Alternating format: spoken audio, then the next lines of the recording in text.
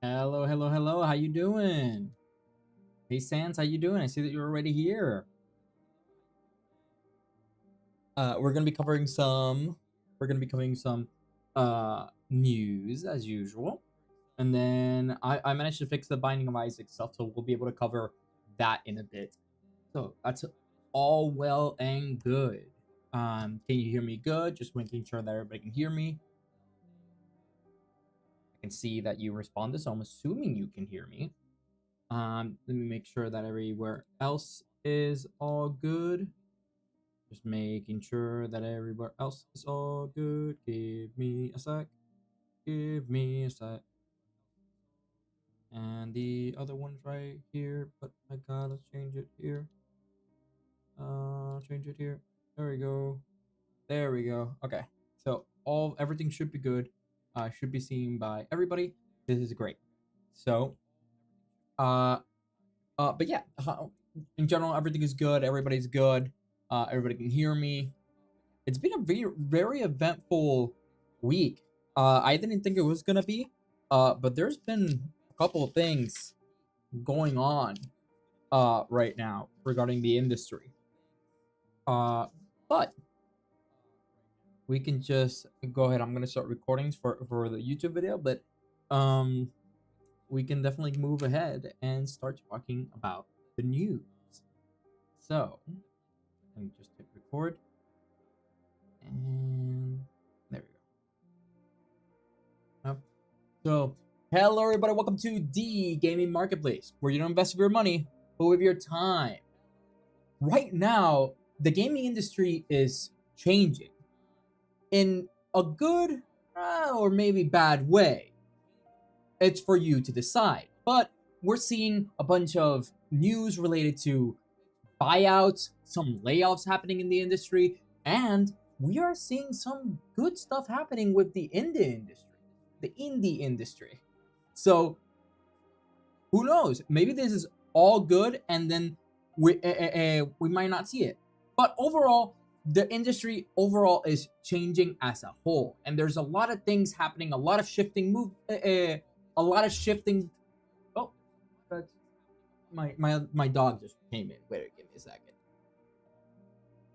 ¿Qué pasó, bebé? Alright. I'll continue. I'm sorry about that. Now I'm concerned for the future of Plants vs. Zombies again. Yes, I understand that. We can talk about a little bit of that later. But let me continue. Let me start again. So yeah, so there's been a lot of changes in the gaming industry recently. There's some good ones, some bad ones. We're looking at some payouts. We're also looking at some layoffs in the industry, and we're also looking at some success stories from a bunch of indie games right now. So there's a lot of things changing. Is it for good or is it for bad? We don't know yet. But let's go ahead and take a look at some of the news that happened this week in the gaming industry. So we're starting off with, let me just show it. Which one thing that I kind of teased already in the beginning, which is EA. So I'm pretty sure you've heard by now, but if you haven't heard, EA recently got bought out by the Saudi Arabia Public Investment Fund. Now, this is a huge purchase that has been happening literally like what 2-3 days ago, where this news broke out. Well, the whole point is that they're gonna give EA a payout of $55 billion. That's one of the highest leverage payouts that we've seen, well, in history, not just in gaming, just in general, in all industries, right? So this is a huge deal. Now, why would you buy EA? I know that some of you out there are thinking, oh, but EA only has this type of game or that type of game, or they haven't really done really good games recently, and that's all your opinion. But the reality is that if we look at the stats, we can see that EA is actually seeing, it's one of the most profitable companies in the gaming industry, right? It's placed as number 6 in all gaming industry. Now, I know that everybody has their reservations, thinking that EA can be good, can be bad. It all depends on what games you really like. Some people really love the Star Wars games that they've been coming out. Some people really love the Madden, FIFA, and all these type of sports games that they bring out every year. But there is always another end to this discussion, which is people who are complaining that EA does too many microtransactions, that EA just doesn't care about the consumer anymore. The EA just spits out, well, garbage and expects us to pay for it, right? And they do incomplete games and all this kinds of stuff, right? Regardless, they're still making a huge buck, right? They're making a lot of money. So that makes sense why they want to be acquired. In fact, EA up until this point was a publicly traded company, meaning that you could have invested yourself in the EA company, and looking at this at the history, you would have actually made some profit out of it. So even if we have our complaints during the as gamers and as consumers of the gaming industry, it shows that they are paying out and they are being profitable.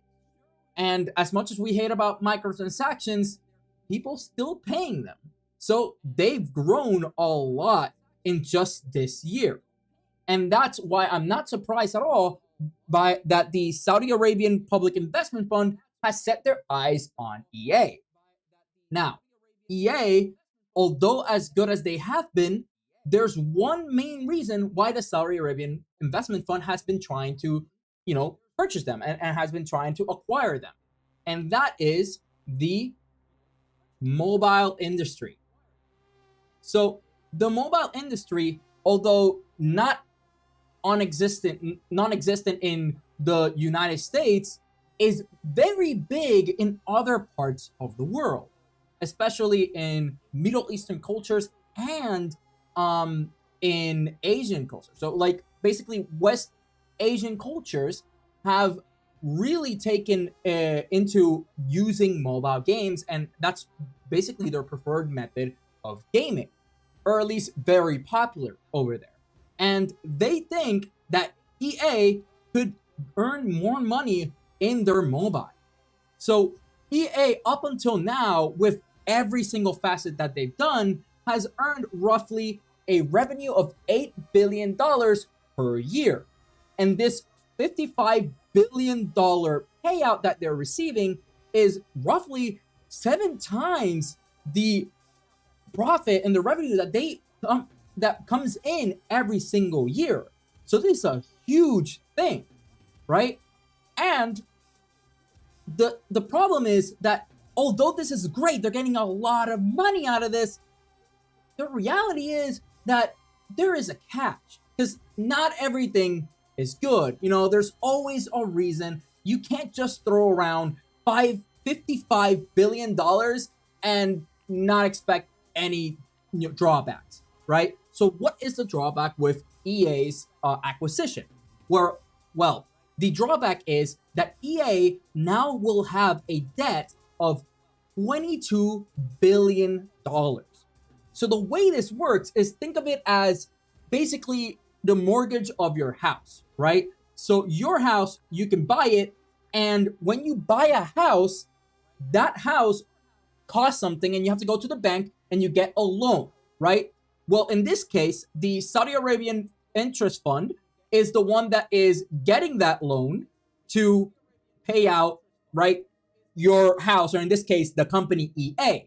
Now, just since it's such a good deal, they told EA, hey, we're going to give you those $55 billion, but $22 billion of those $55 billion is considered debt. It's considered a loan, okay, that you'll have to pay out. That way, it's less risky for us to have made this this $55 billion investment on you.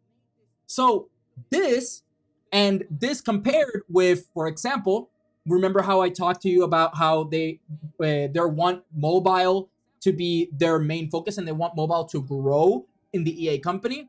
Well, that is because mobile games covers, that revenue from mobile games covers 15% of all of EA's yearly revenue, right? And as we can see here, just this year, it's gotten roughly $1.1 billion. Now, this is all sounding well and good, but you can kind of think $1.1 billion per year doesn't come close to the $22 billion debt that they're going to have to pay off.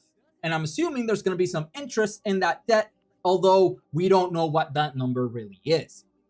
But this is clearly not enough, right? They're not getting enough from mobile, but the Saudi Arabian company thinks that they'll be able to make a huge profit if they focus on that mobile industry, on the mobile space.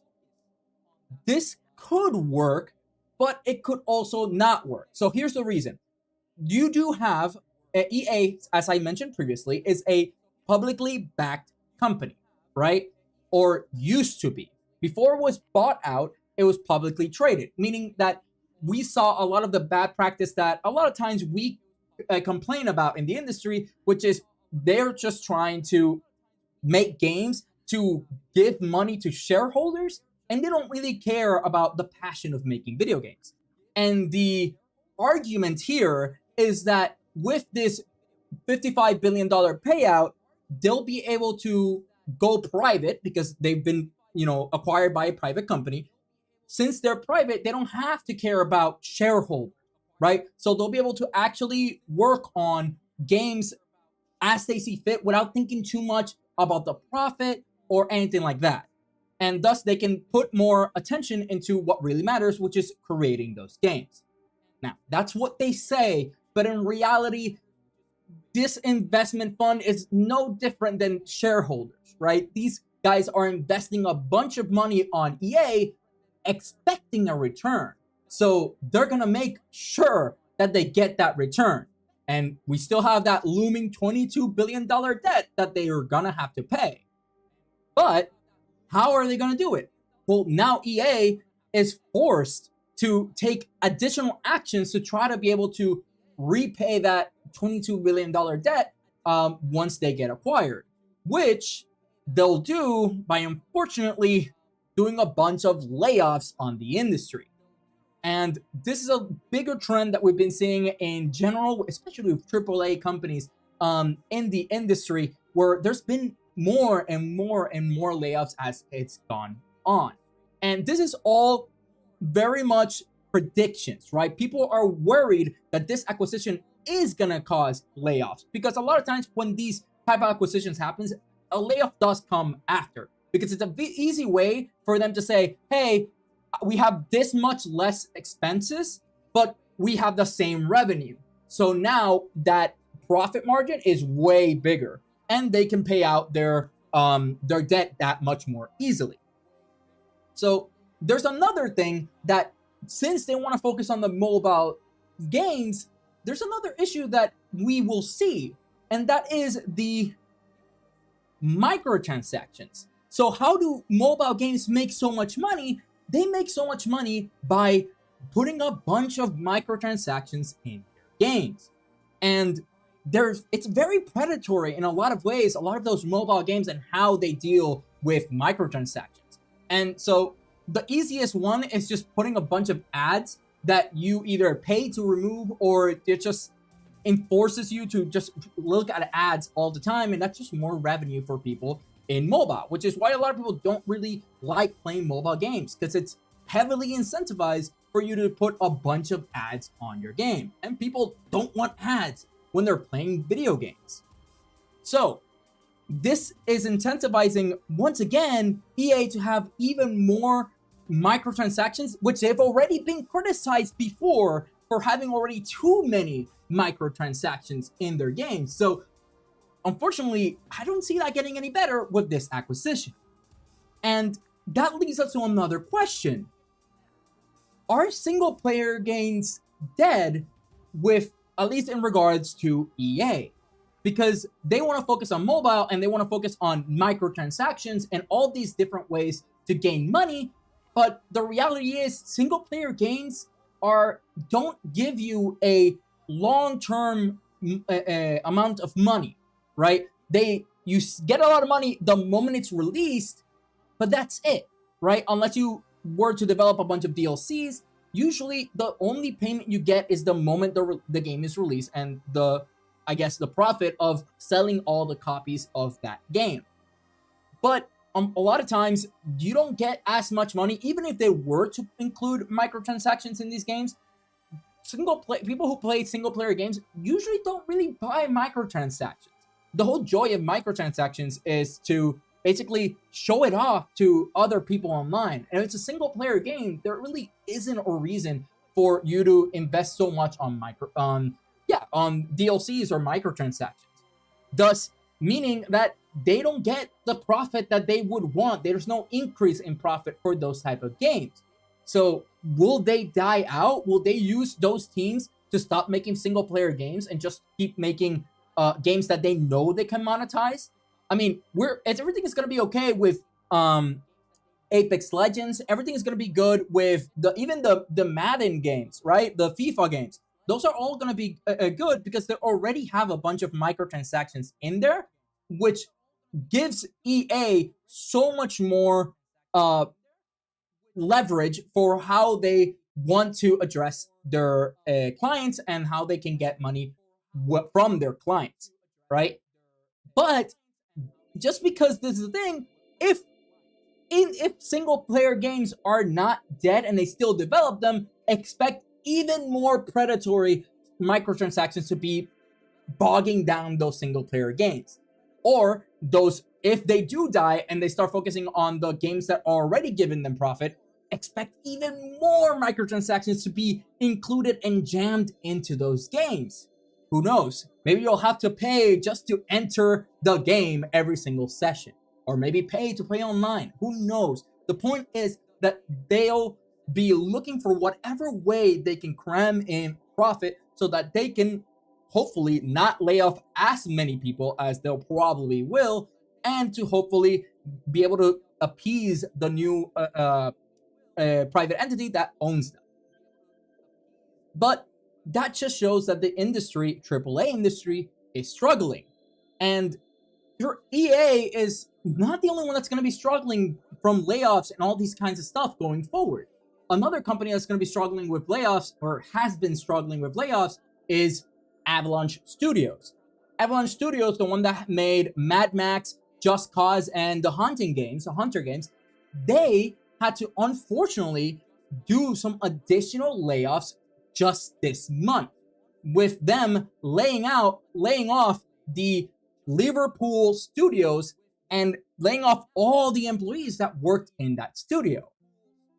Why are they doing this? Why is it that they have to lay off so many people?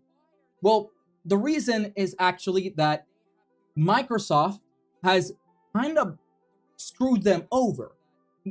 Granted, not, I guess, intentionally, but Microsoft themselves have also had to do a lot of layoffs and a lot of cuts in their funding and a lot of cuts in their budget. Meaning that one of the games that Avalanche was heavily working on got cut by Microsoft. That game being Contraband. Contraband got completely scrapped, even though they had announced it. It was all this heavy push from Microsoft for this game to be released, and it got put on pause for a good amount of time, because once Microsoft was doing layoffs, they couldn't really pay developers to make this game. And not paying these developers meant that Avalanche suddenly had less money to work with their budget for them to work on different games. It's completely lost time and effort because now they're not getting money, an income stream that they were anticipating and expecting, thus making them have to cut their losses and, well, lay off some people. So they've definitely been struggling. But Microsoft ain't doing so well either. Once again, Microsoft is laying off people, and if they're not laying off people, they're going to find a way to make their profits better. For example, by increasing the Xbox Game Pass pricing. The Xbox Game Pass has increased their prices by an astonishing 50%. It's a 50% increase from what we had before to what we have now. And sure, I understand if you would have to increase the prices of your product, but a 50% increase is a huge increase. It's very unlikely people are going to take that, easily. And in fact, people haven't been taking it easy. People have been complaining about how expensive the Game Pass will now become. Some even saying that it's not even worth it anymore. Because if you were to buy a game, if you're not buying all the new games that are coming out, then you don't really need the Game Pass. A lot of indie games are a lot cheaper, and overall, it just doesn't seem to be getting a lot of value for a lot of people. And this added to the fact that people are already kind of financially strapped and trying to count their pennies to pay different things. It's not making it easy for you to just increase the prices. I mean, for God's sake, we're currently having a government shutdown as of yesterday, right? People don't have money in their pockets, so raising the prices of things is only making it harder. And the backlash was definitely felt. In fact, it was so bad that Xbox Game Pass subscription page went down because of the influx of people going in to cancel their subscription. So many people were canceling their subscription, their server went down.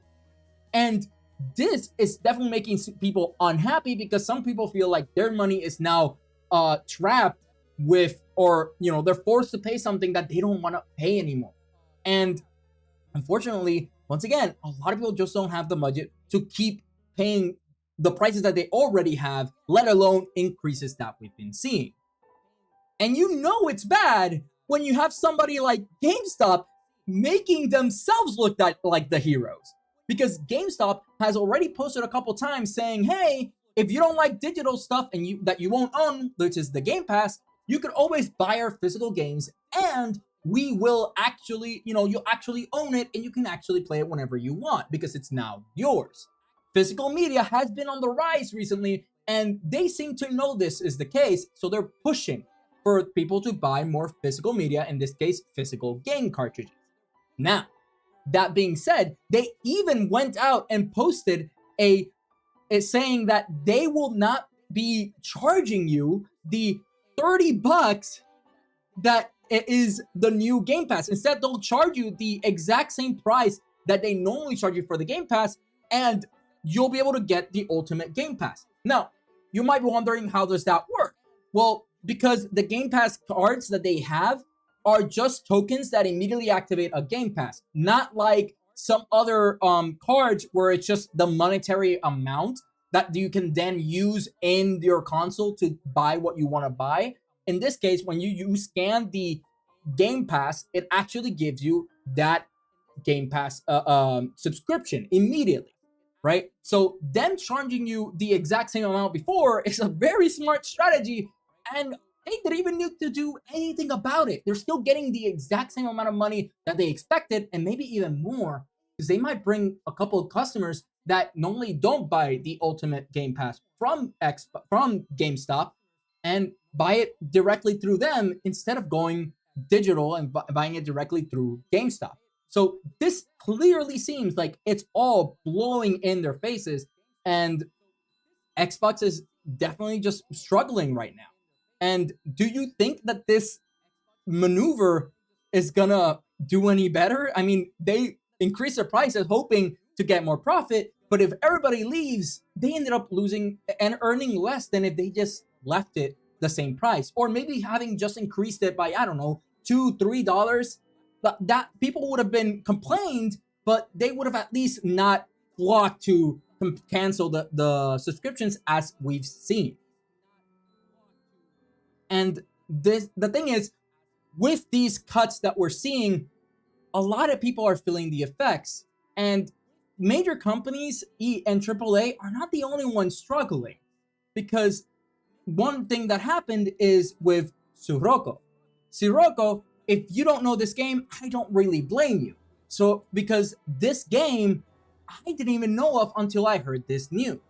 Sirocco is a MOBA game that is based out of Warcraft. It was a Warcraft mod, and then they went out to develop their own game. And so it's a MOBA based on ships, on battleships. And the whole point is, just like any other MOBA game, you have defense, you have all these components, but instead of being fantasy characters, you're different ships that are, equipped with different things and fight each other. It's a very interesting concept, but it just didn't seem to have blown up. And I'm finding it very interesting because usually the MOBA community likes finding out new MOBA games. But I never even heard about this game, and I wouldn't be surprised if you didn't either. Maybe what they need is a little bit of marketing.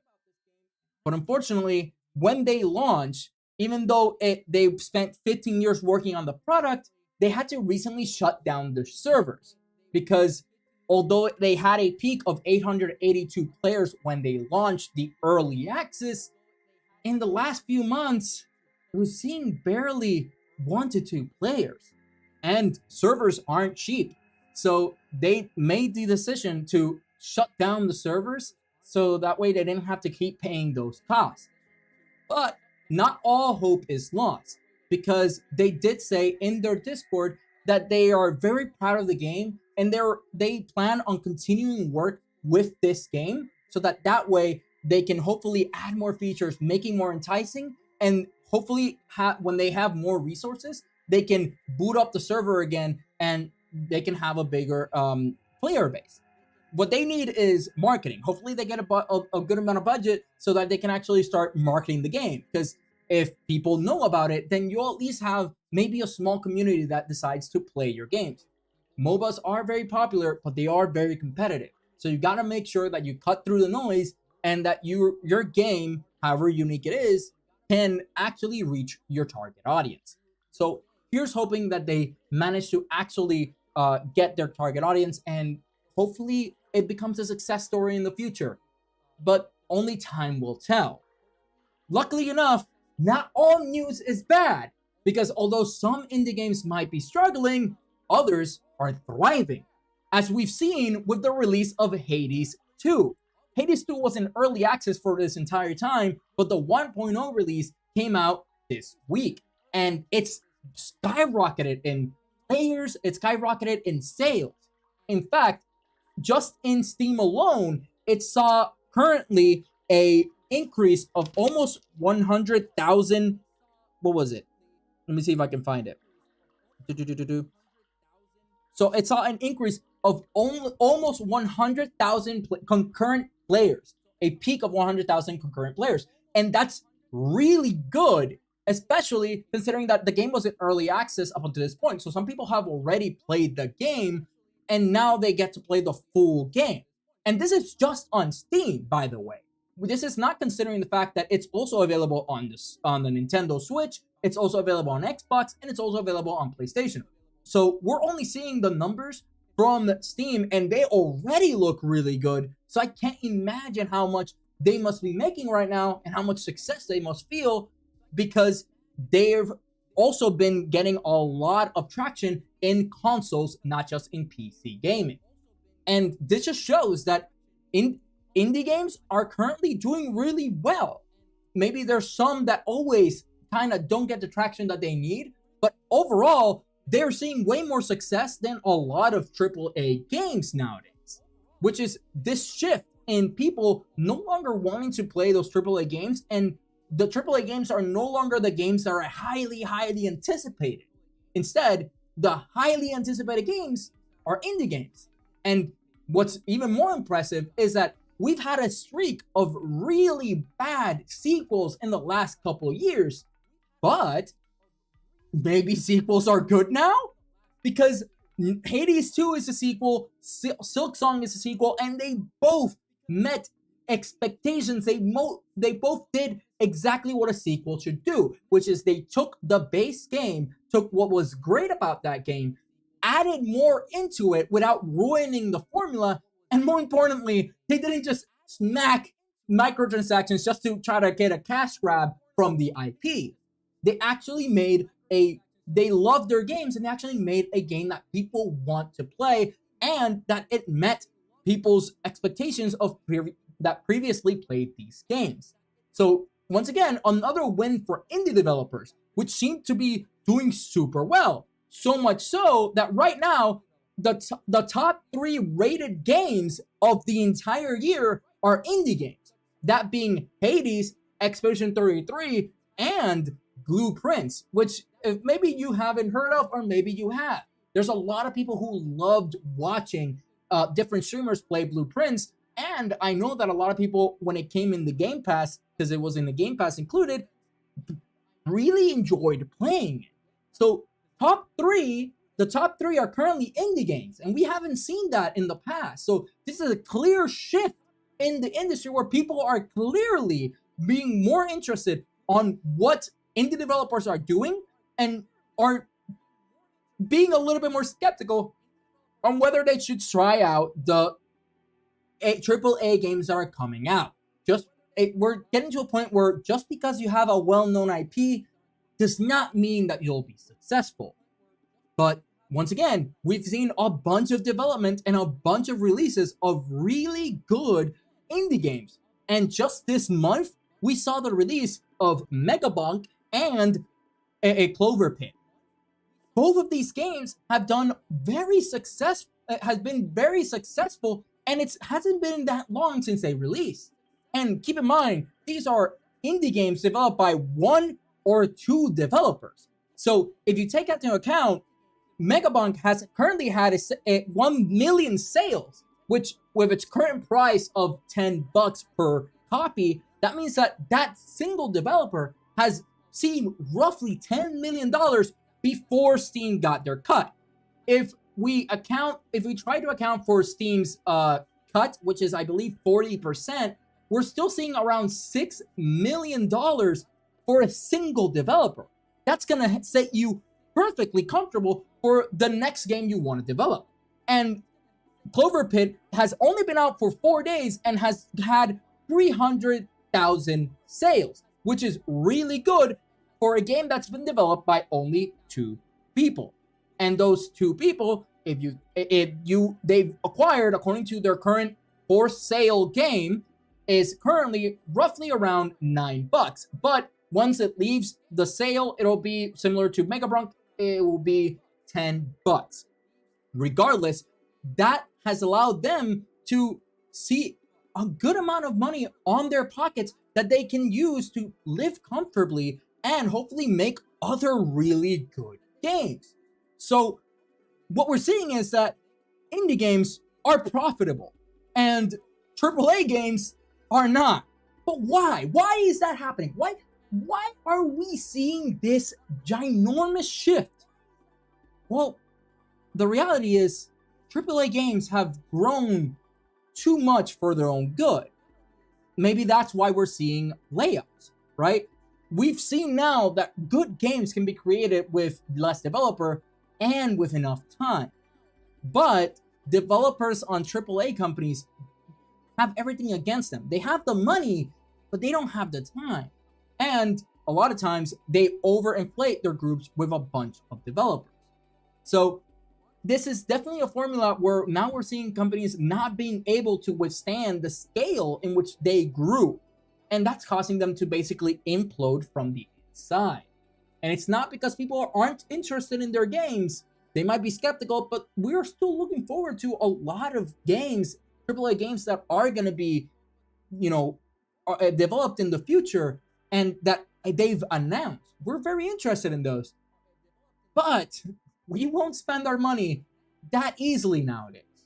So if we want, if AAA companies want to actually win the market, they're gonna have to make good games, not just profitable games. That's the difference between indie developers and AAA.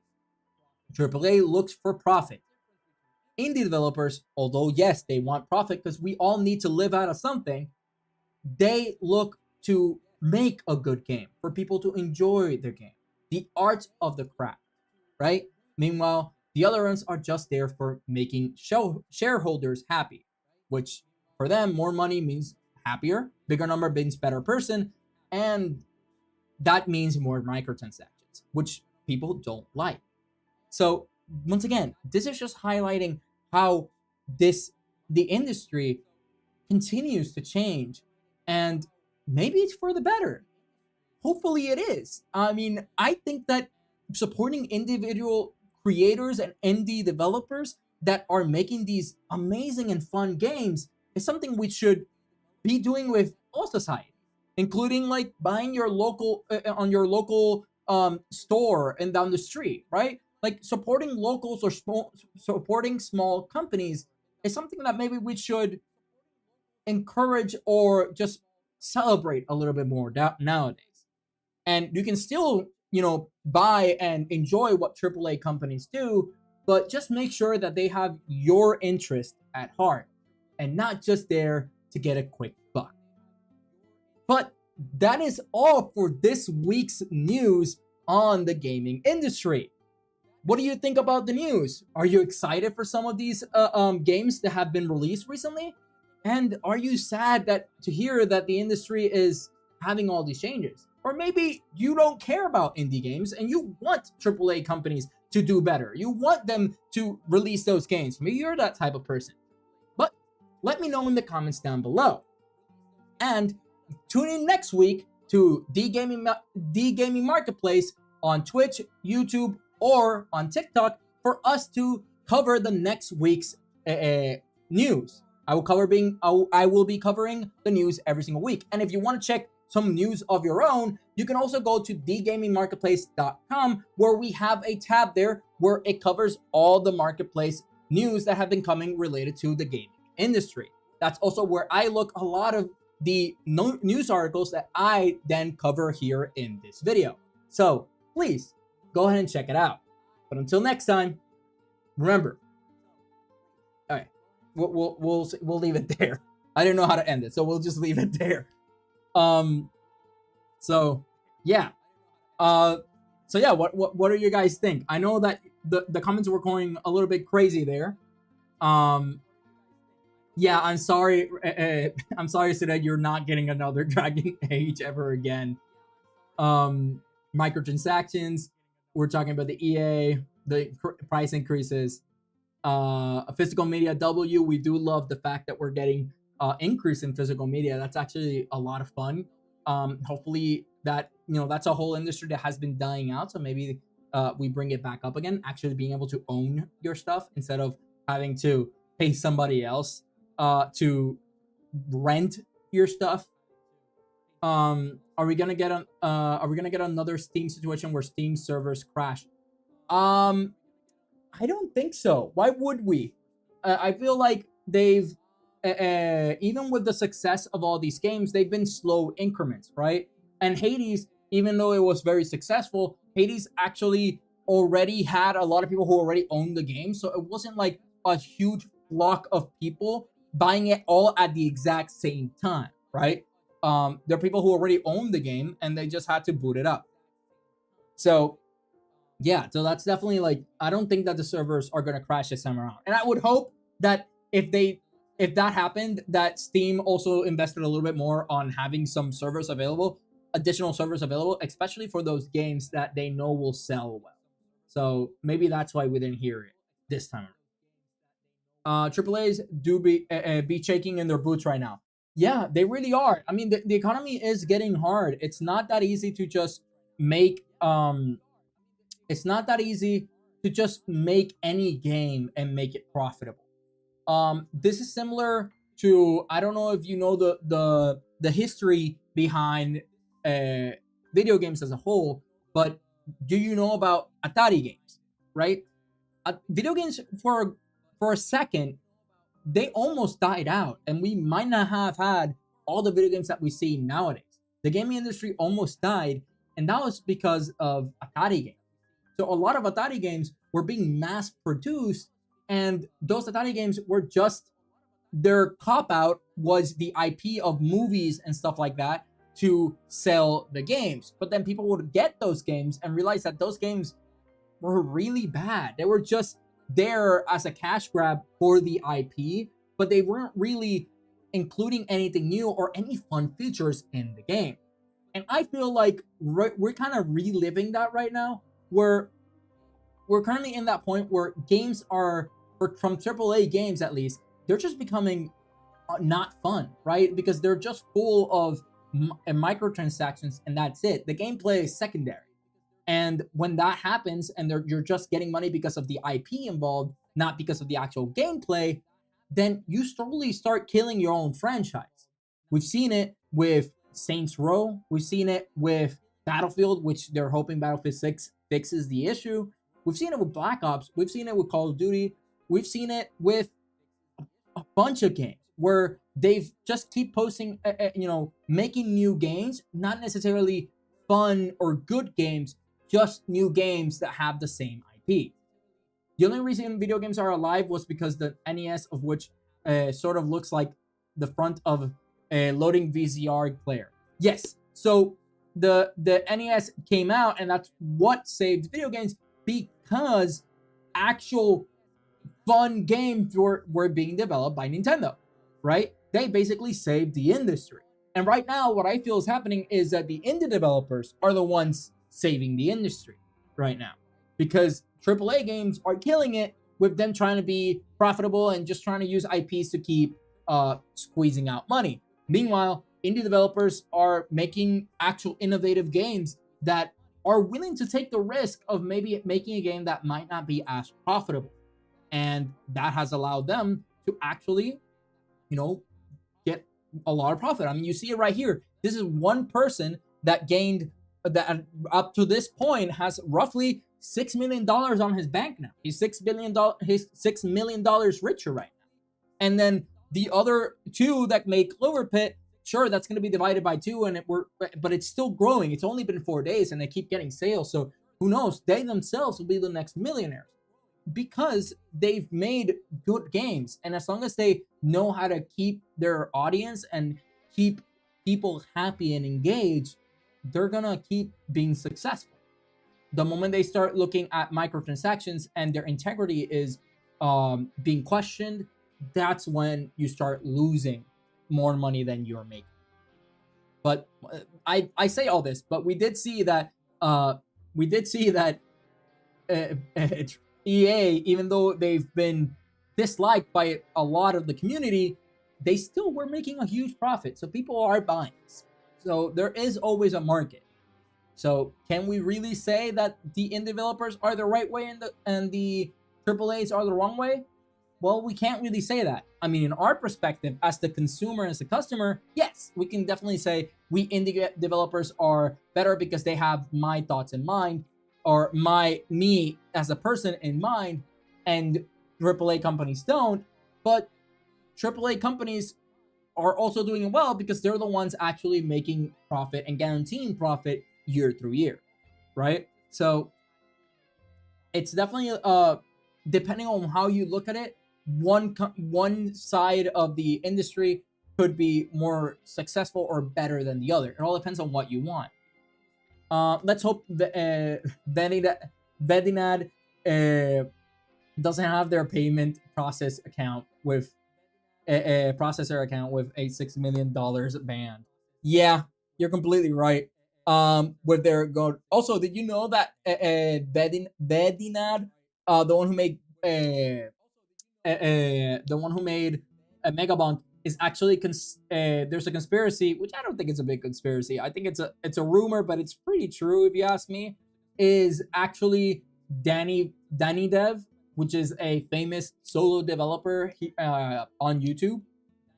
Because if you didn't know, well, yeah, that Danny Dev is actually it's actually what people assume is the developer, and he's already a pretty well-known and good developer. And there's a lot of similarities from Danny Dev to Verinat. I already heard the theory. Yeah. So who knows? Maybe that's also the case. Or maybe they're just really inspired by Danny Dev, which could also be the case. But yeah, but that's the news for this week. That's the news recap. That's everything that's happened just this week. And I honestly, it's a pretty big, some pretty big changes going around. I really hope that the Sirocco MOBA gets another chance in the future. The concept seems interesting. Since I didn't hear about it, I bet a lot of people didn't hear about it. I think that's the only reason they didn't succeed. I think I don't know if I didn't check if their reviews were positive or negative. But if they were positive, then my guess is just that they weren't doing so well marketing wise. So yeah. So that concludes today's portion of news related topic. Let me know if you enjoy these news, what other type of news you would like me to cover. Maybe you don't want so much industry. You want more stuff like, oh, what games are coming out and all that kind of stuff, which we could also definitely cover. Or maybe you like this industry retrospective type of analysis of what's happening on the industry, and you want to see more of that. So do let me know what type of news you'd be interested in hearing regarding video games. But yeah, now with that portion done, we can now get ahead and take a look at the of some of the games and review them. We do have the game wheel, so I'll have to set that up real quick. So let me do that. The wheel of game stock. So let me just...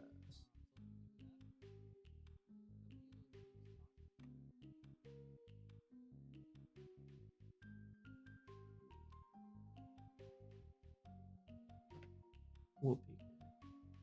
Did you save my stuff? No, you did not. Is it not you? It's not.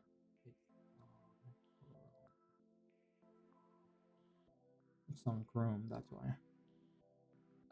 Meatloaf launches used to mean something. Shake my head. Yeah, I completely agree. I keep saying going digital was a mistake. I agree and disagree in the sense that it's innovation. Now you can just get a game. You don't need to leave your house, and there you have more access to a bunch more games that maybe you wouldn't have gotten if they were physical, right? When we're looking at physical games, there was the very big, people were more hesitant to buy games. People were more hesitant to buy games when they're physical because they would go to the store and they didn't really have much to go off by, right? Not in Steam, where you can literally see all the reviews right there and then, where you can literally check what the gameplay is like. Back then, you literally just had to look at a game, cover looks nice, back looks nice. Okay, I'll put 15 bucks into this game, 20 bucks into this game. And if you don't like it, you kind of lost most of that money because you wouldn't be able to really get a refund. You could try to sell it back to GameStop, but we all know how much they would pay you for that. They wouldn't pay you what it's worth. So the people were a little bit more hesitant because you were more likely to lose money because you didn't know if the game you were buying was actually going to be something you would enjoy. Now, we are on the internet, so we could still be physical, and then in any case, just search up, do that research yourself right there and then for every game. I just feel like it'd be very tedious to do that. You're in the game store and you're just looking, oh, that game seems interesting. Let's read. Okay, no, not for me. What about this game? And doing that, right? But if you know a game, you're going to enjoy a game, then I definitely think that getting in a physical medium is way better and way more bang for your buck than not getting it physical.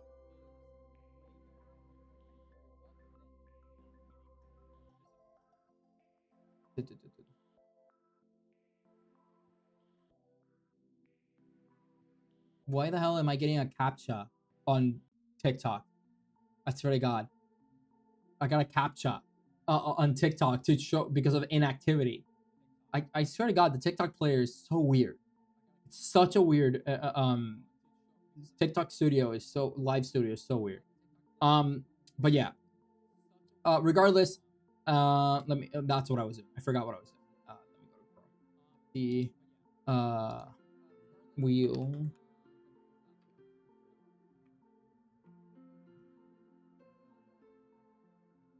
There we go. And so there's that. Let me make sure I get this. Let me open the code. Studio.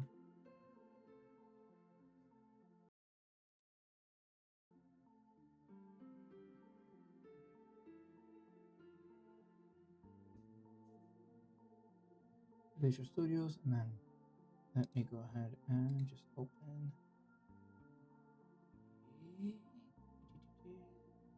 Where are you? YouTube. And where are you?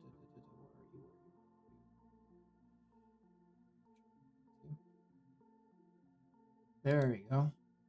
So there's that. And then we can do some. Might open the other one for research later. But let's go ahead first. Oh no, I actually do have to open it here.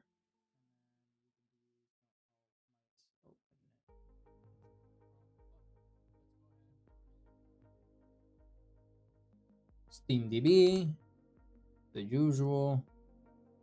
SteamDB. Let's go with Steam Spy. Game time, player time, playtime, and Twitch tracker. Alright. So we have these, and although yes, I do plan on wait, wrong, yeah, oh, wrong one. Where am I doing? Where are you? There we go. All right. So although yes, we should be spinning the wheel right now, I owe you a game that we were supposed to cover last time, but I encountered some technical difficulties. So instead of doing the wheel, let's go ahead and look at Binding of Isaac. Binding of Isaac, which I already have here on screen for you guys. So let me just make sure you can see that properly. And let's make you a little bit larger so you guys can see that. All right. So this is the Binding of Isaac. So we can see that when I started getting data from Binding of Isaac, we can see that on average, the Binding of Isaac was seeing a good score of roughly 80 to 70 gems per day. And we do see, though, that it was going down. Oops, my bad. We do see, though, that it was slowly going down. And then it had an average on the end of 2024. It had an average of around 50 gems per day. That did increase, however, sometime around the end of 2024, beginning of 2025, where it reached its highest peak we've recorded, which is 126 gems. And it maintained that that high value for a good amount of time until it started to slowly go back down again. And now it's seeing almost a flat line, seeing roughly 30 gems per day. Not seeing much increase. We do see a little bump here, but it seems like it's pretty consistently getting around 30 gems per day right now. Now, why do we see this increase over here? Well, let's go ahead and take a look. Let's find out. So if I were to look at words, Binding of Isaac. Let me make sure I'm showing it to you guys. So You properties. Make sure I'm showing it to you guys. There we go. Okay, so you should be able to see that without any issues. So with Binding of Isaac, we can see that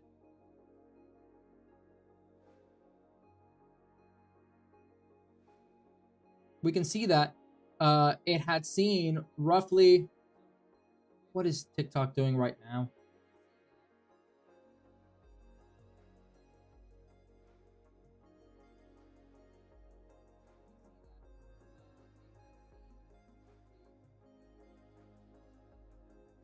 All right, I don't know what's going on with TikTok, but so if we take a look at SteamDB, we can kind of see that Binding of Isaac Rebirth. It's not even. There you go. Binding of Isaac Rebirth saw charts. Saw roughly. Oh, let's get it all the way from the beginning. 2024. So this is similar to the spike we saw over here. It's a similar spike to what we saw in the actual chart, right? It's a very similar spike here. And yeah, you can kind of see it side by side. It's very similar in performance. And another thing we could definitely check is, was it free that day? Is there a reason why Binding of Isaac was doing so well during that time? Yep, it's exactly that. It seems like it was on sale, 67% sale on winter. It was on the winter sale, so that's why it was seeing this growth that we then see during that time. There were just way more players during this time that allowed it to get that really high value that we see around the end of 2024, beginning of 2025. And then we can also see. So wait, you couldn't see the chart? Let me. I'm pretty sure you could. Let me just make sure you see it. So this is the chart, right? So we can check if there was any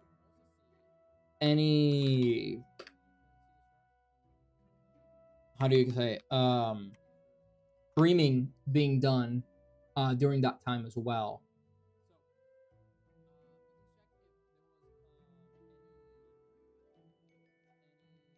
No, not creators. There we go. Okay, there we go.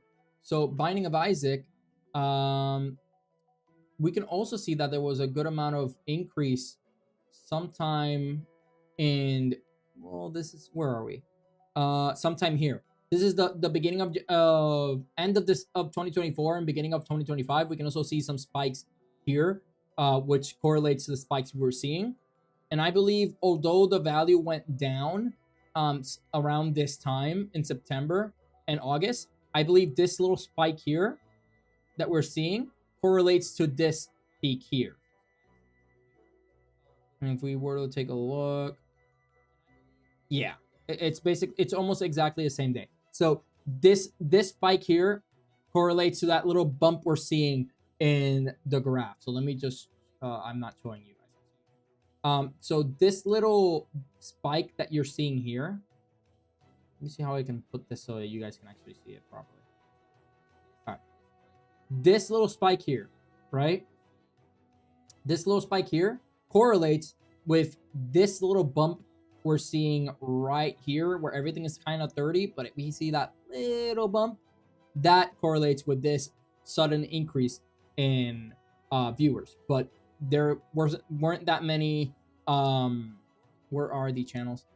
Yeah, there weren't that many channels difference streaming at the time, and there probably wasn't that many people playing for long periods of time. So that's why it didn't really push the needle too far with the performance for the rest of this game. But overall, Binding of Isaac, it's a pretty old game, and it's one of the classics for roguelikes. People really like Binding of Isaac, and in fact, if you know the streamer Northern Lion, that streamer kind of made his a popularity, got very popular because he was playing hardcore Binding of Isaac, and that's what he used to dedicate a lot of his time to. So he got a lot of his following from Binding of Isaac, and overall, it's just a dungeon crawler ish roguelike game that got a lot of attention and was very much loved by the community, especially within roguelike genre. So yeah, and that's Binding of Isaac. Overall, really good performance, and especially for a game that's been out for so long, really good. And it's a really good spike. The fact that it reached around 126 gems, that makes it roughly that puts it in line with the top performers for indie games as a whole. So yeah, really good for performance from Binding of Isaac.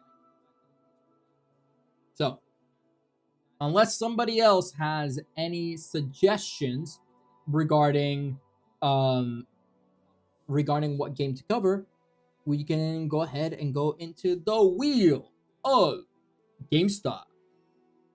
So let's pull that up. Here is the wheel of GameStop. And we can see that if I were to spin it right now, we see... Oh, I have to take Binding of Isaac out. But we have Grounded. So I'll go ahead and check Grounded. But let me make sure I take Binding of Isaac out of this circle, this thing. And let's go ahead and take a look at Grounded. Grounded.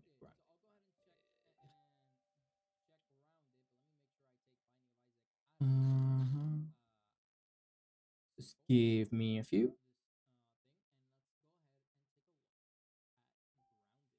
Grounded. Oh, right. I gotta do this. How do you...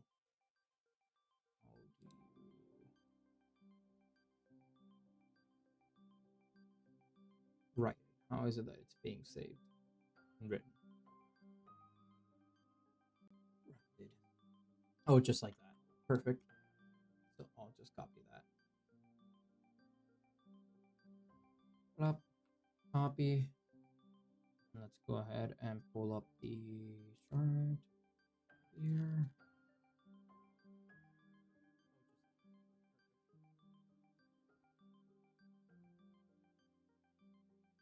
Yeah, down here. There we go. And let's substitute this with Grounded.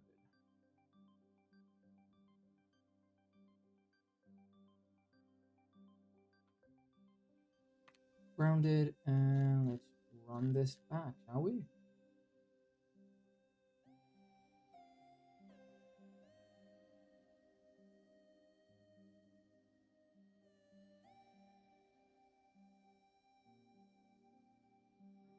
And there we go. We have the data. Now I just gotta show it on screen. Screen. There we go. And this is Grounded. So we have data for Grounded from August of 2024. When was Grounded released? Let me check. I can already close this PowerPoint. I'm already done with this segment of the show. Okay, so Grounded, where are you?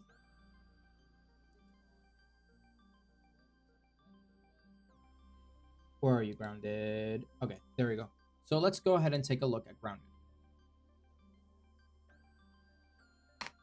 I accidentally closed you. Grounded. And where's the game? There we are. So this is on Twitch. We want from 2024. And then we want here.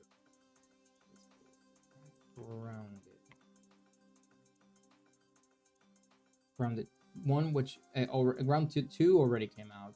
I wonder if I already have data. So I could check that. But Here is Grounded 2. Gotta put my phone on do not disturb. Okay, so this is the data for Grounded, and we can see it's, well, let me make sure it's not, I'm not covering your screen real quick. Just do this and we'll do that. All right, so we can kind of see a very similar trend here in correlation with the spikes, high and lows, with the actual spikes, high and lows that we see on Steam. Very similar performance that we're seeing here. And if we take a look at here, we can also see this spike here that we have. This spike right here correlates to this spike here, right? So we're definitely seeing a good amount of correlation. We also have some correlation here, which are these little spikes that we're seeing over here. So overall, just it's seeing a good amount of player base, a good amount of play and streaming. I'm wondering why people are mostly playing Grounded 1. Has Grounded 2 not come out yet? Is it just in early access? I think it's in early access. Grounded 2. I believe Grounded 2 is currently early access, and it's not actually no, it's out. It came out not too long ago. So yeah, so the game is out, but it doesn't seem to have been getting that much traction comparatively. Where's the information? Last recorded update, release date. It was sometime in July. Yeah, so it seems like Grounded 2 wasn't as popular. Grounded 2 wasn't as popular as Grounded 1. You can see this huge fall off in players compared to Grounded 1, which even to this day is still seeing a good amount of players. Now, this might just be because of content, right? Grounded 1 has been out for longer, and Grounded 2 being new maybe doesn't have as much content as maybe Grounded 1. And that could be the reason why people haven't really been playing too much Grounded 1, too much Grounded 2, and decided to play more Grounded 1. Regardless, if we take a look at the actual gem performance, the gem score, we can see that Grounded had seen a peak of 32 gems sometime in the beginning of, sometime in August of 2024. It then went down pretty drastically, and then it saw an average roughly around 3.5 gems per day, seeing some spikes here and there. Then it got another spike roughly around the start of this year, which is January of 2025, where it saw roughly a score of 23 gems, which it then once again started losing slowly. This could be because streamers started playing it, or because as content for Grounded 2 came out, people decided to play Grounded 1 and all that kind of stuff, because this is way before Grounded 2 was released, right? So then we see a couple of spikes pretty much in anticipation for Grounded 2, until we eventually see the release of Grounded 2. This is right before Grounded 2 is released. We saw a huge spike on July, which basically it reached a 22 gem score, a score of 22 gems on July, right before Grounded 2 came out, basically anticipating that release. And then we see that we can kind of see how people kind of flocked back to Grounded 1 instead of playing Grounded 2, and have been steadily playing Grounded 1 instead, seeing roughly an average of 6 gems right now. Yeah, roughly 5.5 to 6 gems per day in the last couple of weeks. So overall, not a bad performance for a survival game. It's one of those yeah, it's just what's the genre? It's survival genre. Survival. It's not survival horror. It's just the survival like Ark, Survivor Evolved, and all this kind of things. Um, the I think it's just the survival genre. So for the survival genre, the biggest giants are basically um, Ark Evolved, and Rust, and games like that. DayZ, I believe, is also survival. So games like that are usually the ones in the top. And it seems like Grounded does have a good niche community that really loves playing it. So it's seeing currently a score of 6 gems, but it's seeing a spike of 30 gems is really good for it. And this is well beyond, way beyond when the game was originally released. So it definitely seems like it's kind of captured that small community. When people play survival games, they like one and they really latch on to that. So it seems like it successfully managed to cater that community and create that community around this game. So overall, really good performance for Grounded 1. So yeah. So that is Grounded 1. Actually, you know what? An idea I was thinking, and you guys can tell me if you think it would be a good idea. I was planning on maybe going and playing different what is it? I was planning on going and checking what were the worst performing games in the checking the worst performing games in the gaming marketplace, and with that, playing those games and just see how bad or maybe how good and maybe a hidden gem amongst them are when you have a game that's like in the bottom of the barrel and like really bad performance. So that'd be very interesting. Or we could even check games that have the largest drop off, and kind of analyze why different games had that drop off, and play them and see and criticize and review and all that kind of stuff. What we play. So let me know if that's an interesting idea. Because we can definitely do that across a couple streams. And you know, instead of we're gonna do something different, because as you can see here, the let me open it up. Give me a sec. Kind of have to like share screen real quick. And let me change it. I gotta add it to here. So let me just do this one. In research, no, I'm gonna need you. Okay, so let's just change the wheel. No, let's add another one. We're gonna change display capture, and we're gonna put Steam. Like negative gems bad, or like very very low gems bad. So like that's a good question. I think that if I go negative gems bad, we could find some games, but I am scared that I'd be running in the risk of getting games that are so like are basically AI generated games. You know that like, there's a lot of games like that right now that are just being developed by people, AI generated games, and that's it. It would still be interesting to kind of look at those. But I feel like if I go to those negative values, it might be games that I have to pay, and they can be very expensive for a really bad game that they just did it for a quick cash grab. So I wouldn't want that. And I did the wrong one.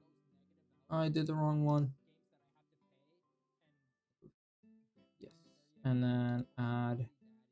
And what I want is not a display capture, it's a window capture. And let's add a new one. This is Steam. There we go. Steam, and let's do you. No, wrong one. Let's do wrong one. I'm just looking at my own screen. Where are you? There you are. Okay. So yeah, that's I think I would have to do the research and see what games are being shown on. Like I'll make a list, and we'll have to kind of check what games are appearing.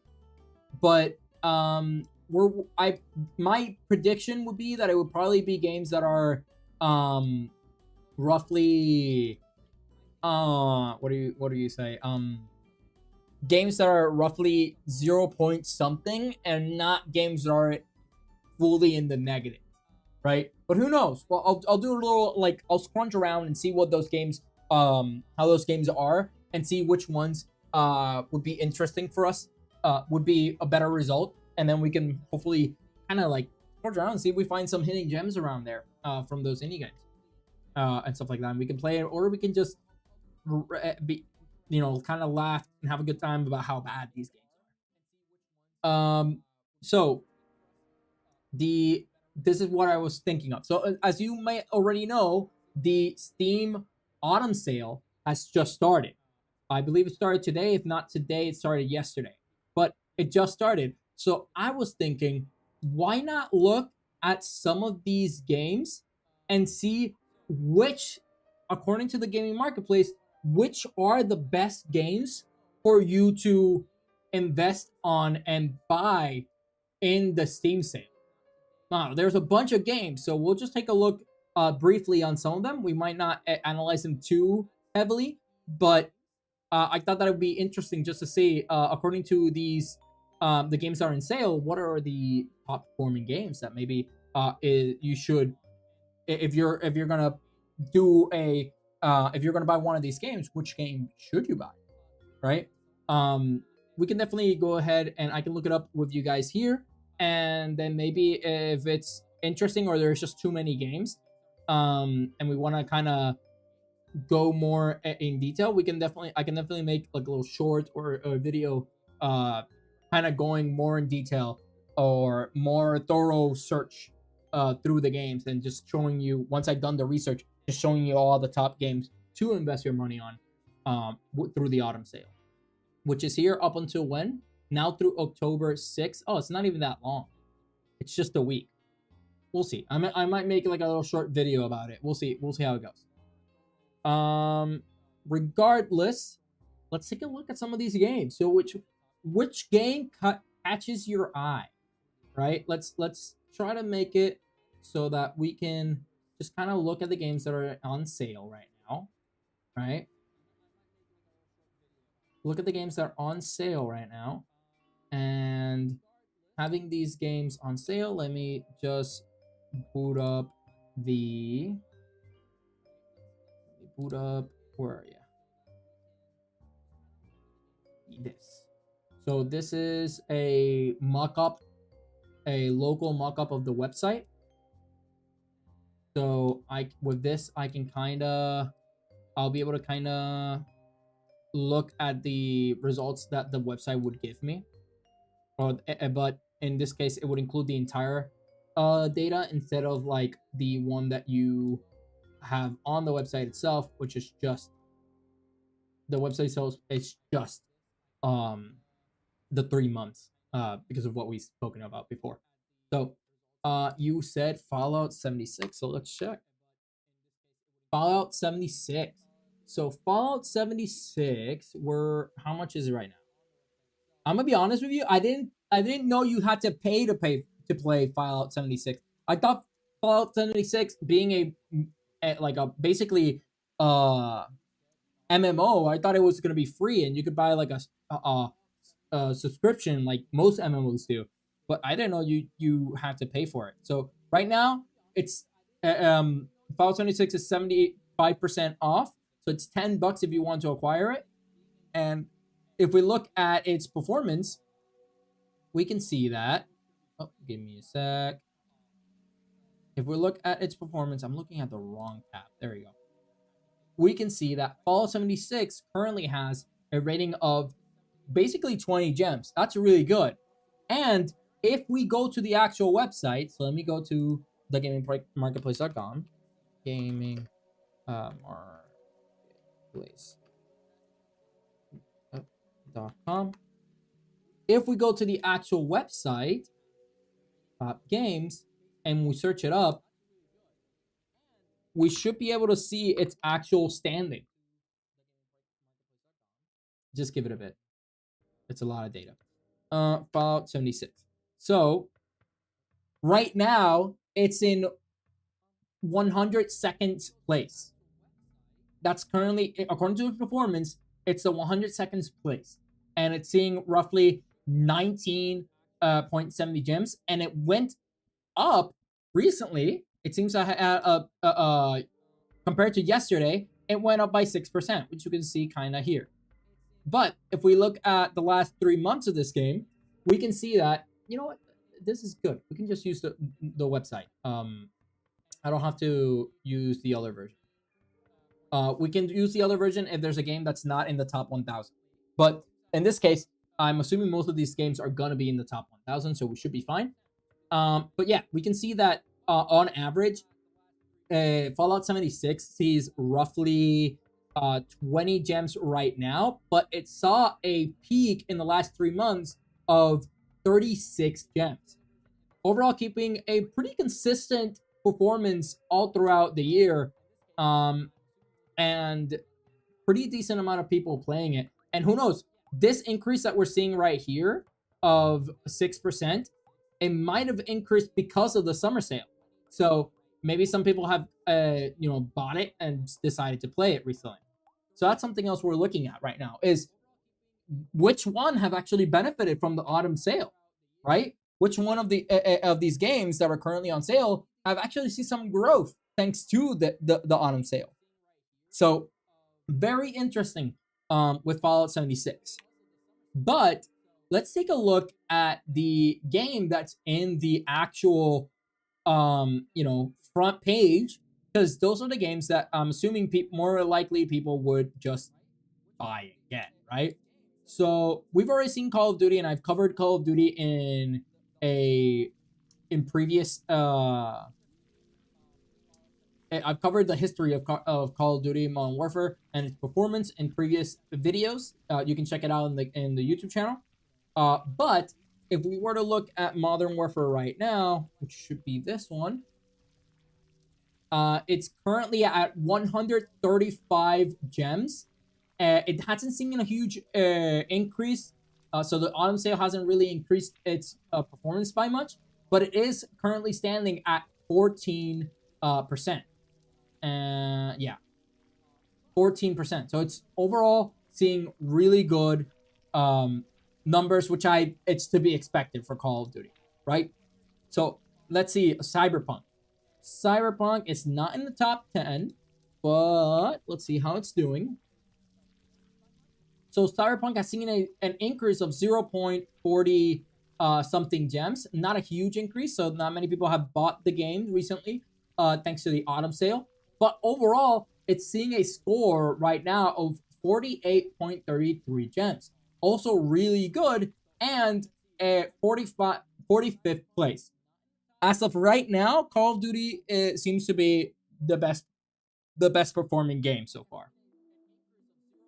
So let's go ahead and look for, do I have Forza Horizon 5? Yes, I do. So Forza Horizon 5, which is currently on sale 50% off, has seen a little bit of an increase. It's seen a 1.87% increase recently, but not a huge one. And its current value is 21 gems, ranking it at 99th place. Which, racing game is a pretty it's a racing games are not a huge niche, even though a lot of people do play it and do enjoy it. It's not a huge niche compared to some of the other games, so I'm not surprised that its score is not that high. But let's see what other games.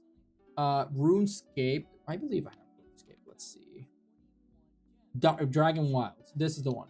So RuneScape Dragon Wilds, even though it's on sale, it has seen a little bit of an increase, but RuneScape hasn't seen that high of a score. It's an indie game, and it has roughly 1.76 gem score right now. This is, my guess is that this is because most people play RuneScape Classic instead of RuneScape Dragon Wilds, which we can check real quick. RuneScape Classic, see? So the Classic, the old school RuneScape is sitting around 34.36 gems, really good. And it has seen an increase recently where it raised 65%. That's really good. and making it right now ranking at 65th place. I believe that's how you say it. 65th place. So really good for old school RuneScape here. What about normal RuneScape then? If that's old school RuneScape, and we saw that RuneScape Dragon Wilds is not doing that well, how much is normal RuneScape doing? Well, normal RuneScape is doing better than Dragon Wilds, as it's seeing, although it has seen a decrease in players recently, not by huge amount. It seems like on average it's keeping a score of 5 gems per day, which lands it at 296th place. Pretty low, but we can obviously see that as far as RuneScape goes, the clear winner is old school RuneScape. Sons of the Forest. That's actually Oblivion. Elder Scroll Oblivion. The new one that came out. I'm writing it wrong. Oblivion. Elder Scrolls Oblivion Remastered. So Elder Scrolls Oblivion Remastered, currently on sale, has seen an increase of around 5% recently, and its current gem score is at 30 gems. Also really good, and seeing it's currently at 75th place. So in the top 100s, it's always great to be in the top 100s when you're looking at these games. So it's that 5% increase could very well be because it's on sale now. And some people, they love Elder Scrolls, and maybe they didn't buy it, and now that it's on sale, they decide to buy it. So lastly, let's look at, well, not lastly, but let's also look at Sons of the Forest. So Sons of the Forest is currently on 182nd place, and it's seeing roughly 10 gems per day, and it did see an increase recently, probably because of people buying it. It's a good sale, usually 30 bucks, and it's now 10 bucks, and it's had an increase of around 3%. Not a huge increase, but hey, an increase is an increase. That's always really good. Still not making it to the top 100s. Current winner still is Call of Duty. Apparently, that's still the best bang for your buck right now, according to its performance and all that. Ghost of Tsushima. Tsushima. Ghost of Tsushima. Ghost of Tsushima. There we go. Let's see how this one did. I keep typing the wrong thing. There we go. Ghost of Tsushima Director's Cut. Let's see here. So it has seen a small increase, not substantial enough to say that the sales have really brought attention to it, but it's currently at 331st place, and it's seeing a gem score of 4.14 gems. So not bad, not great. Unfortunately, but the new one came out, if I'm not mistaken, or is about to come out. The Ghost of Yuta, something around those lines. So I wouldn't be surprised if people either play this game in anticipation for it, or people have already played this game recently and have just decided to go and play the new one.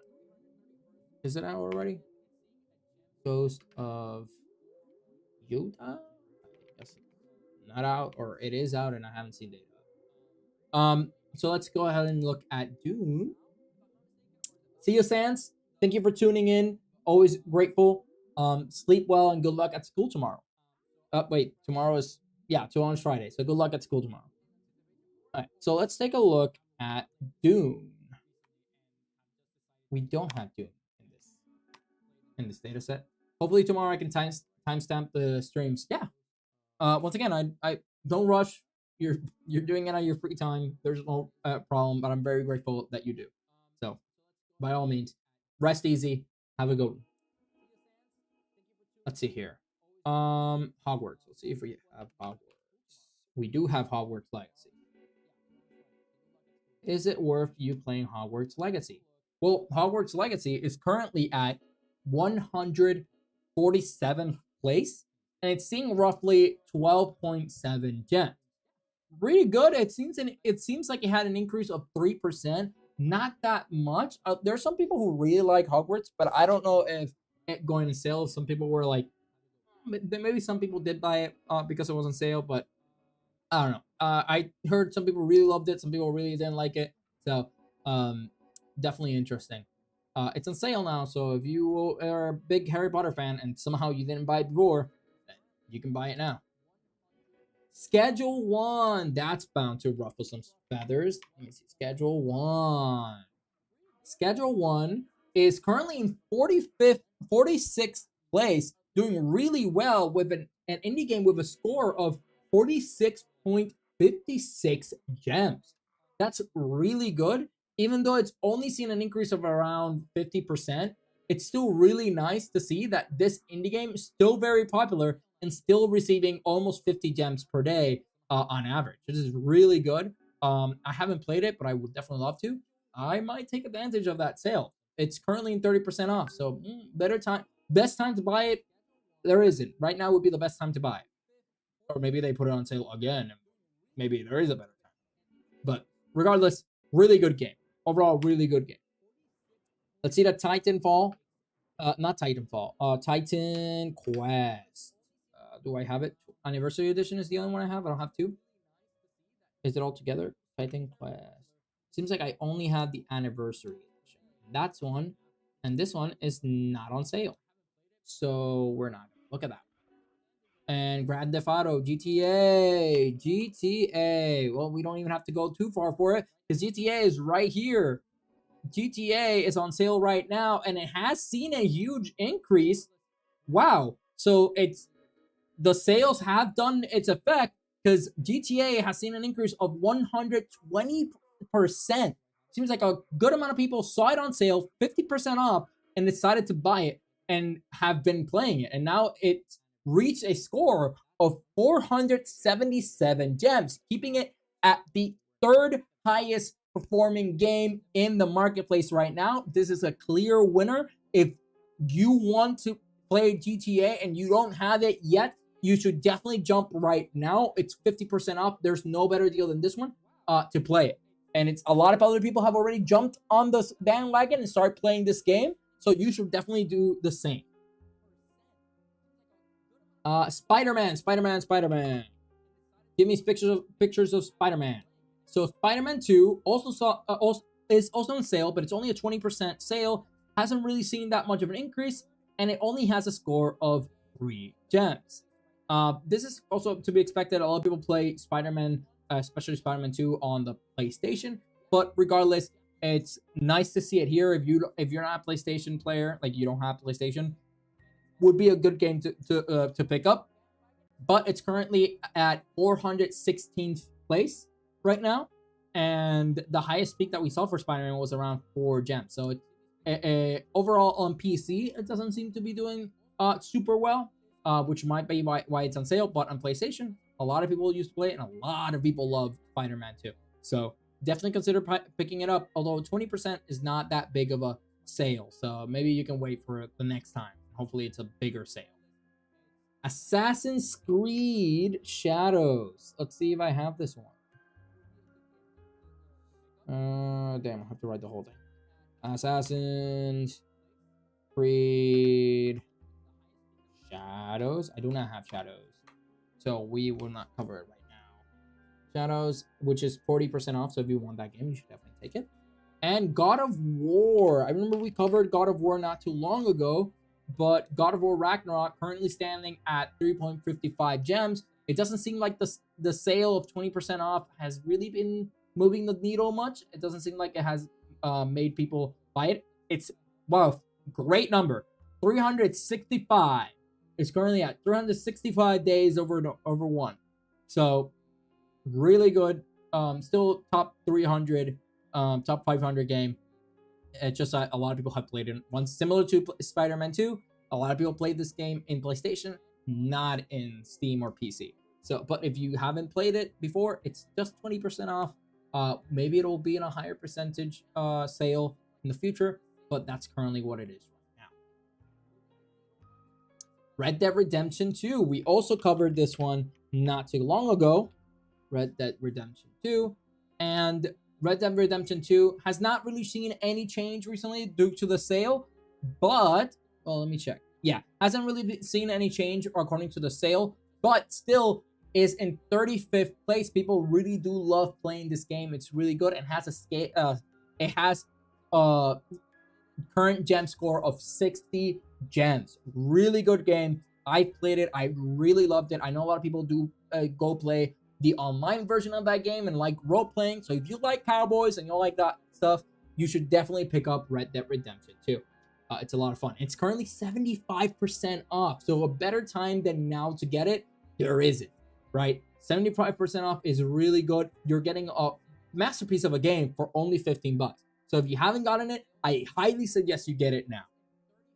Baldur's Gate 3, I'm actually surprised that it's on a sale right now, considering how well it did. But Baldur's Gate 3 is currently on 15th place in the gaming marketplace, and it's currently on sale for 25%. And it's seen a score, although it doesn't seem like the sale has really increased its score recently, and not many people have been engaging with it too much. It has, however, increased a lot in gem rating. It currently has a gem score of 113 gems. Really good score. People love Baldur's Gate 3. I love Baldur's Gate 3, even though I never really finished it. Not even. I only finished Act 1. But I really loved Baldur's Gate 3. My friend has played it and finished it a billion times. Really fun game. Has a lot of possibilities. Definitely suggest you to get this game if you like the fantasy and like D&D type of genre. Really good. Ready or Not. Let's go ahead and check Ready or Not. Ready or Not is currently 83rd place, and it's seeing roughly a gem score of, it seems like it's roughly a gem score of 10 gems. It has seen a little bit of an increase from this 50% off. It seems like they've increased by 5% thanks to the sale, which is really nice. Not as much as GTA though, but still really nice. I know a couple people who have Ready or Not and love playing it. So if you want to play if you want to play multiplayer with your friends, I highly suggest you check out Ready or Not. It's a very fun game, and if you like that type of like tactical shooter and like military SWAT type of like simulation game, Ready or Not is the game for you.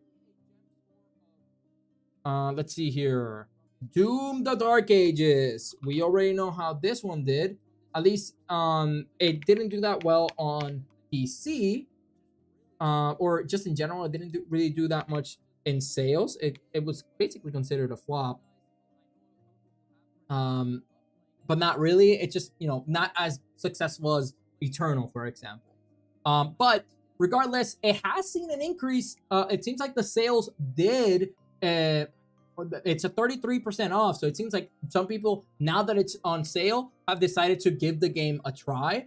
And it has a current score of 7.58 gems, and that places it right now at a position of 213th place.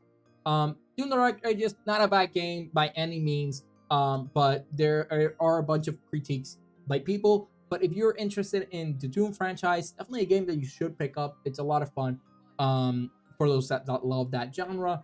And it's currently 33% off. So if you were kind of iffy on jumping in, it's there.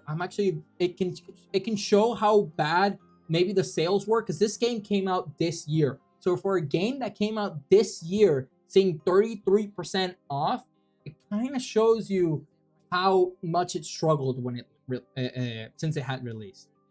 So definitely keep that in mind. Or Rematch. Do I have Rematch? I do not have Rematch. I should get Rematch. I love Rematch. I love the concept of Rematch, but it's 20% off. It's not that huge of a sale.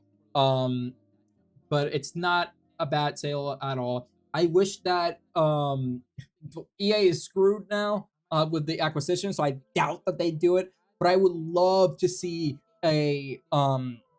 people get a EA Sports Manager or whatever type game that plays similar to Rematch. I think that would be an actual good game for them, and being able to play as actual players and playing them in this game, I think would be very interesting. So definitely hope that wishing here for success, but I don't expect too much. It's EA has not had a good track record recently. And I believe this is the last. Yep, this is the last one. We're gonna check from the top screen main shadow, the one that Steam are trying to push you to make you feel. So these are the games that they put in front stage for you, because these are the games that they're trying to say, hey, look, we have these games on sale. We want you to push, like, see how good these sales are. Look at these games, right? So those are the ones to get your attention, so that then you can go and look at other games that they have on sale.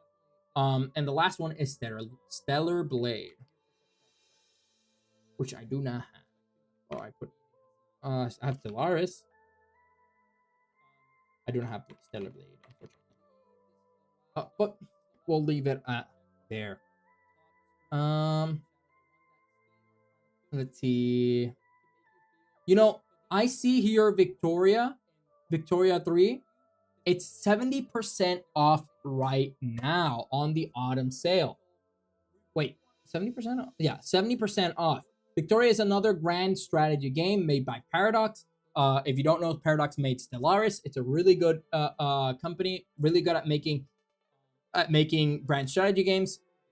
A good amount of people love Victoria. It's currently on sale, and I do remember that somebody did ask for that game to be reviewed. So let's check if I have it, and if I do, which I do, let's go ahead and take a look at the data for Victoria. So let me just pull that up real quick. Victoria, where are you? There you are. Victoria.